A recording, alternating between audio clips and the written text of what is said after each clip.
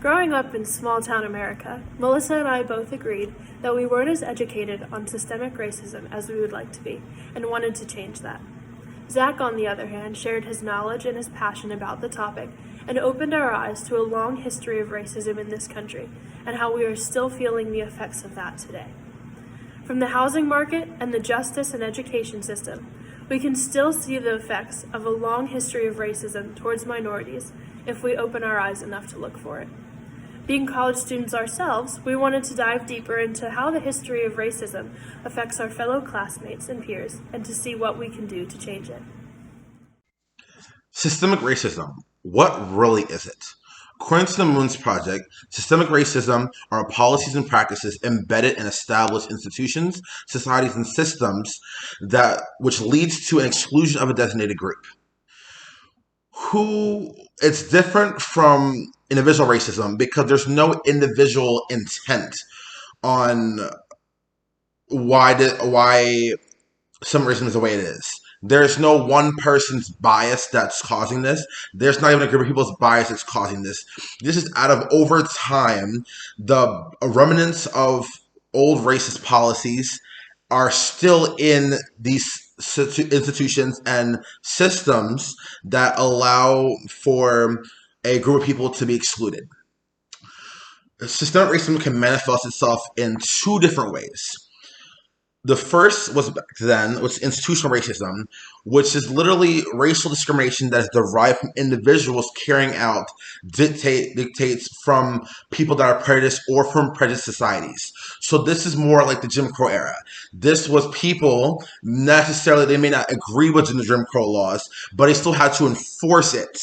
They had to enforce these laws of black people not allowing to use the same water fountain. They had to enforce the laws of not allowing to be in white-owned areas. They are not allowed to sit in the front of the bus.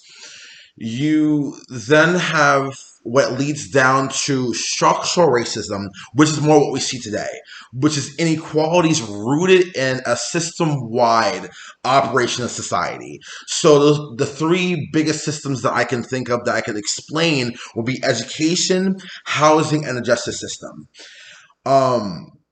Education, in the sense of back then, black people didn't have access to the same type of education as our white counterparts.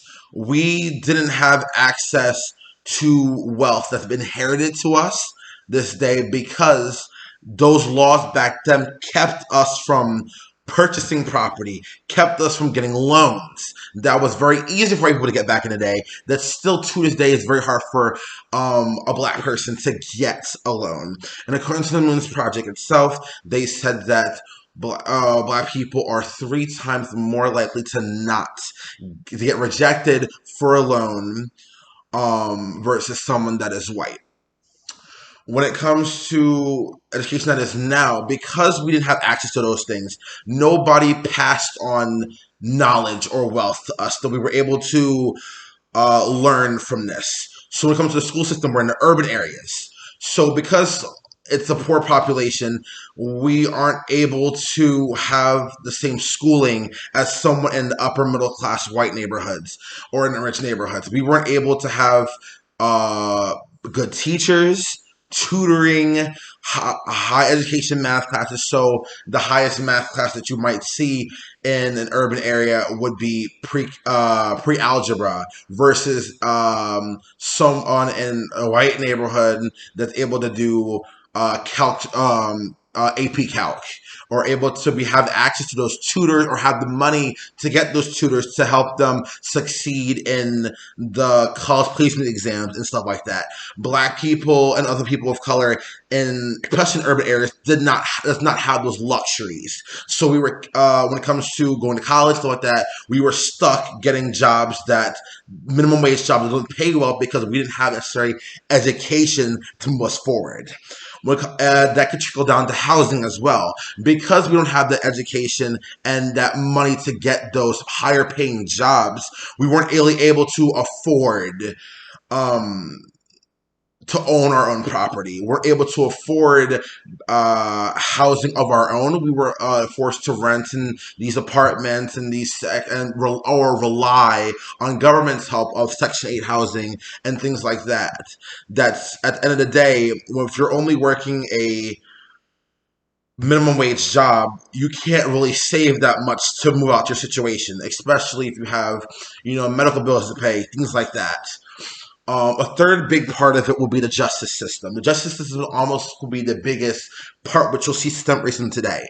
You'll have laws in certain counties, especially down south, where if a black person was to commit a crime, let's say it was to steal from a store, they would receive almost the maximum sentence, 10, 20, 30 years, versus someone that was white that would do the same exact crime that would get probation, community service, and a slap on the wrist.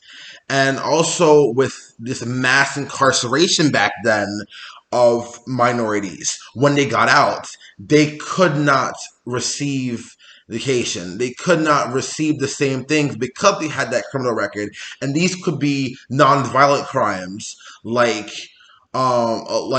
pot, marijuana. These could be nonviolent crimes as in loitering. So that because they have that criminal record, they can't apply for loans. They can't go back to college. They can't do anything like that to move forward. And to kind of bring it around to the central point is that since these policies are still in effect today, and it's how the law is interpreted, these are the reasons why minorities have from the start, a less chance of succeeding than their white counterparts. They don't have that inheritance of wealth, that inheritance stuff to be able to get their foot in the door. If anything, they would have to really, really work 10 times harder to get where some people are at from the start. Diversity. It seems to be one of higher education's favorite buzzwords. We've all seen college brochures like these, with smiling, multicultural students enjoying their college life. Even predominantly white institutions market diversity, wanting to draw in a variety of students in hopes of enriching their campus. But it hasn't always been this way. Schools were desegregated only 6 decades ago, and since then, minorities have faced an uphill battle to find their way into higher education. Still today, many colleges aren't the haven of diversity they claim to be, and African Americans specifically have experienced and continue to experience significant inequality in higher education, which I will be exploring in my speech today. As students at a predominantly white institution, we are always aware of the lack of diversity on campus. We don't always understand the barriers keeping minorities from pursuing higher education. Today, we'll examine the history of segregation in the education system, the steps the U.S. has taken to address that history of discrimination, and the gaps in opportunity and achievement that still exist for African Americans as a result of the systemic racism in higher education. The struggle for racial equality in education most famously took off in 1954, after the Brown versus Board of Education case declared segregation in schools unconstitutional. Colleges, though, have been grappling with this issue for decades thanks to the Second Morrill Act of 1890. This act dealt with giving schools federal funding and stated that